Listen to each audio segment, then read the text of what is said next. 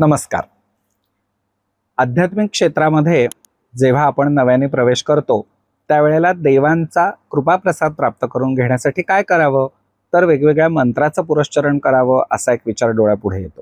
पण त्याच्यासाठी योग्य गुरु लाभणं आणि तो मंत्र ग्रहण करून त्याचं पुरस्चरण करणं हे सगळ्यांना सोयीचं असतं असं नाही. अशा वेळेला आपल्या मदतीला धावून येतात ती स्तोत्र. ह्या स्तोत्रांमध्ये सुद्धा विशेष प्रचलित असलेली स्तोत्र म्हणजे अष्टकं ह्या प्रकारची.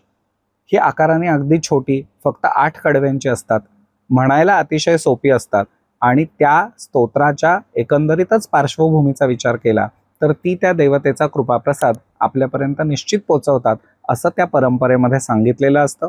प्रत्येक अष्टकाची फलश्रुती ही सुद्धा 8व्या श्लोकानंतर आपल्याला दिलेली असते. ह्या देवताष्टकांचा परिचय आपण ह्या मालेमधून करून घेणार आहोत आणि वेगवेगळ्या देवता, त्यांची अष्टकं कधी कोणी रचली, त्यांचा अर्थ काय किंवा त्यामागची कथा काय, हा सुद्धा सगळा आकर्षक भाग आपण ह्या मालिकेतून पाहणार आहोत. तुम्ही यामध्ये नक्की सहभागी व्हा आणि ह्या गोष्टींचा अधिक चांगला परिचय करून घ्या.